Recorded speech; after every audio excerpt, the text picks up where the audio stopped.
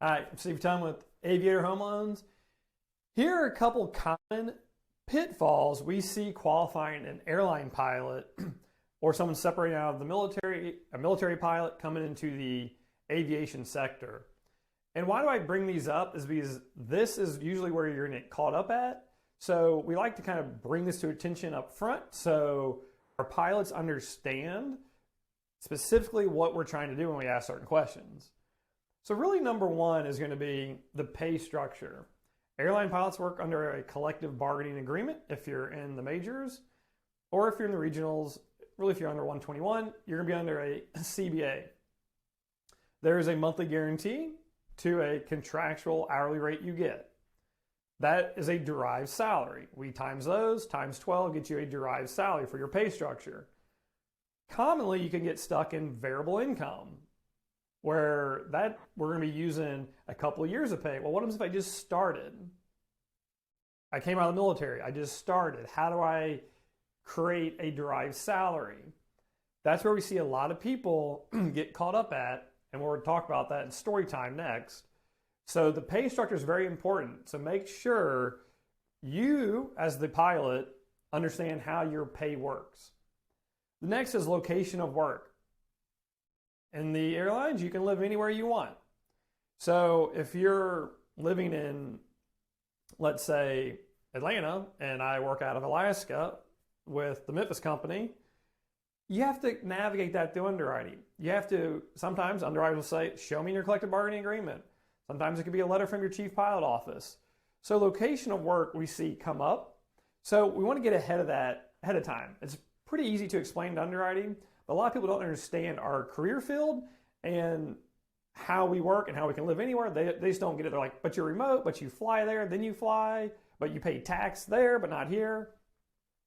So location of work is something we navigate through.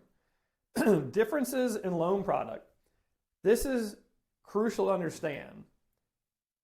For conventional loan and FHA, you will have a debt to income cap for your pre-approval.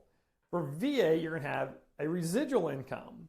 There is no debt to income ratio limit. So if you're military, then a VA loan might get you more pre-approval than a conventional. If you're civilian, conventional FHA will be kind of your wheelhouse.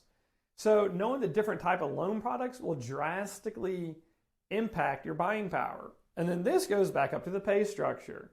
If you don't know how to calculate the pay correctly, then your pre-approval amount will be different. And sometimes you can, unintentionally have a lower loan amount or pre-approval amount, and a client wants a higher one. Okay, contracts and how to read them. We communicate with underwriters. We're a broker, so we have multiple lenders. So 3 lenders we work with, we have a dedicated airline pilot underwriting pod for airline pilots. I've talked to them. I've trained them. I've said this is exactly how our loans come through. And so whenever we give you a pre-approval, it's already gone through. We know it's going to be good. We know your income's calculated correctly. Having the ability, as an airline pilot myself, to communicate to underwriting, you don't have to worry about this. This isn't underwriting coming back to the pilot. This is me going to underwriting stating, here's a derived salary. Here's how I did it.